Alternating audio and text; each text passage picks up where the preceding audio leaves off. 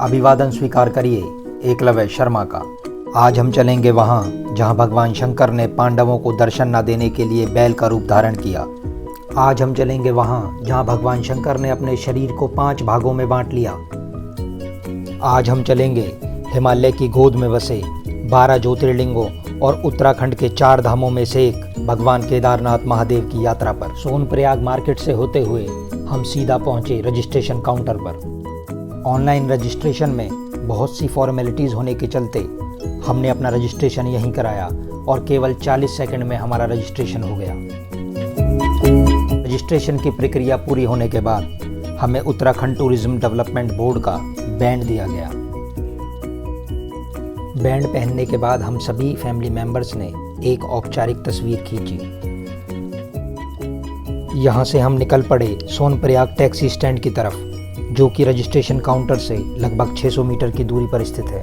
Taxi stand पर taxi union police प्रशासन के बेहतरीन तालमेल की व्यवस्था मिली। टैक्सी पकड़कर हम चल दिए गौरीकुंड की ओर, जो कि केदारनाथ यात्रा का स्टार्टिंग पॉइंट है, जहां पहुंचने में लगभग आधे घंटे का समय लगा।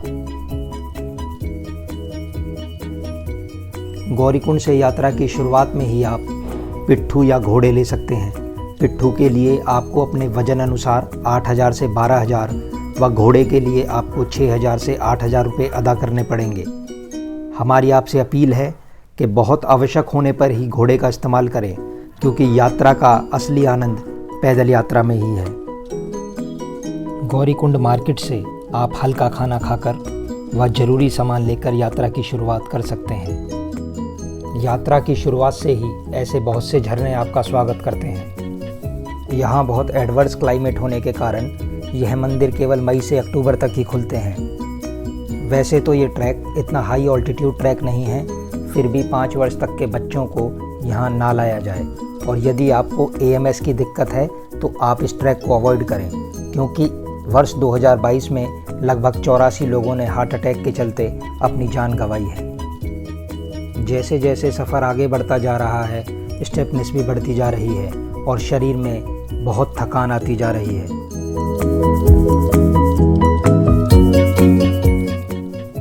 यहाँ का मौसम बहुत ही अप्रत्याशित है। अभी धूप निकल रही थी और अचानक ही ओलावृष्टि होने लगी।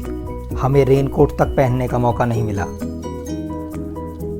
वैसे तो प्रशासन ने हर 300 मीटर पर रेन शेड बना रखे हैं, लेकिन हमारा आपको मशवरा है कि रेनकोट यात्रा की शुरुआत में ही पहन लें तथा साथ साथ 3 जोड़े ड्राई सॉक्स भी रख लें।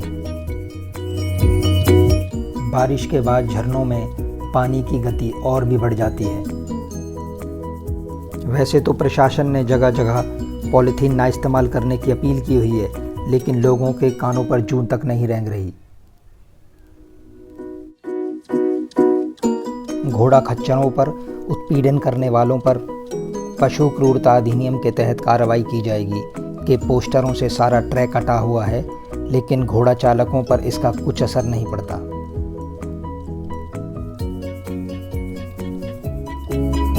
भी कुछ शॉर्टकट्स के साथ और 6 घंटे की ट्रैकिंग के बाद पहुंच गए बेस कैंप।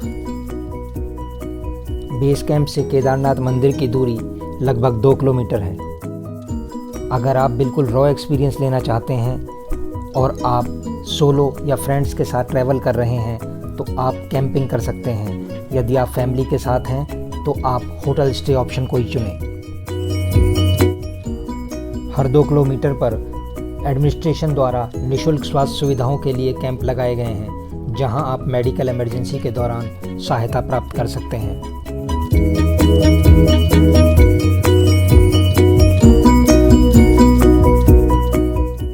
ऐसी भी मान्यता है, जब द्वापर युग में पांडवों ने महाभारत युद्ध जीत लिया था तथा अपने सगे संबंधियों के वध के पाप से बचने के लिए पांडव भगवान शिव का पीछा करते करते केदारनाथ तक आ गए थे।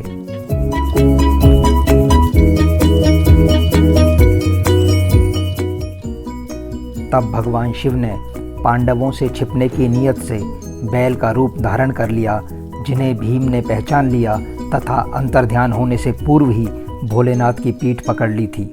इसलिए यहाँ बैल की पीठ की आकृति पिंड के रूप में पूजा की जाती है। यह मंदिर 6 फीट ऊंचे चौकोर चबूतरे पर बना हुआ है। हमने अपना रात्रि विश्राम मंदिर के पास स्थित गेस्ट हाउस में किया। सुबह जल्दी उठकर हमने भगवान के प्रांगण में उनको दंडवत प्रणाम किया और फिर साधु संतों का आशीर्वाद प्राप्त किया। जब हम मंदिर प्रांगण में मौजूद थे तभी रिलायंस समूह के चेयरमैन मुकेश अंबानी अपने छोटे बेटे की मंगेतर राधिका मर्चेंट के साथ भगवान केदारनाथ के दर्शन के लिए आए तथा इस बात का पूरा ख्याल रखा गया कि दर्शनार्थियों को किसी भी प्रकार की दिक्कत ना हो। शीर्ष पर बैठे लोग ये बहुत अच्छी तरीके से जानते हैं कि मेटलिस्टिक चीज़ों से केवल हमें ऊंचाई मिल सकती है, आध्यात्म ही हमें गहराई प्रदान करेगा। ये लोग भली भांति जानते हैं कि पत्तों पर पानी डालने से पेड़ हरा नहीं होगा, बल्कि जड़ों में पानी डालना आवश्यक है। मंदिर प्रांगण में हमने इस तरह की बहुत सी निस्वार्थ चर्चाएं भी देखी। मंदिर प्रांगण के पीछे भी आप मंदिर प्रशासन की अनुमति से अपना टेंट लगा सकते हैं। मंदिर से 50 फीट पीछे मौजूद है भीमशिला। 16 जून 2013 को बादल फटने से आई बाढ़ के साथ साथ ऊंचाई से एक विशालकाय डमरूनुमा चट्टान भी मंदिर की ओर आई तथा अचानक यह चट्टान मंदिर के पीछे करीब 50 फीट की दूरी पर रुक गई। इसी चट्टान के कारण पानी दो भागों में बंट गया तथा मंदिर के दोनों ओर से बहकर निकल गया।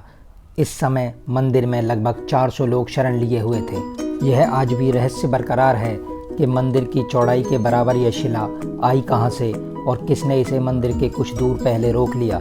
इसे भीमशिला कहा जाता है और यहाँ इसकी पूजा की जाती है।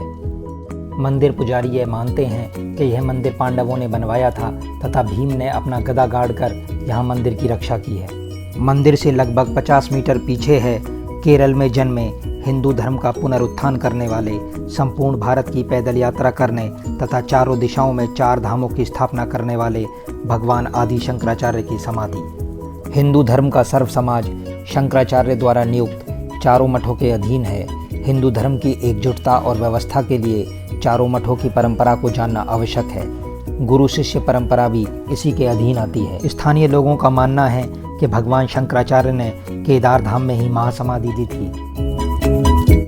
जमीन से लगभग 6 मीटर नीचे इनकी समाधि का निर्माण किया गया है। इस वर्ष केदारनाथ मंदिर के कपाट 27 अक्टूबर को भैया दूज पर बंद किए जाएंगे। इस दिन बाबा केदार के चल विग्रह उत्सव डोली ओमकारेश्वर मंदिर के लिए प्रस्थान करते हुए रात्रि प्रवास के लिए रामपुर पहुंचेगी। 28 अक्टूबर को गुप्तकाशी स्थित विश्वनाथ मंदिर में रात्रि प्रवास करेगी और 29 अक्टूबर को बाबा केदारनाथ ओमकारेश्वर मंदिर में विराजमान होंगे। आपसे अनुरोध है कि आप भी 2 वर्ष में एक बार अवश्य बाबा केदारनाथ धाम आएं और अपनी आत्मा रूपी बैटरी को चार्ज करें। धन्यवाद।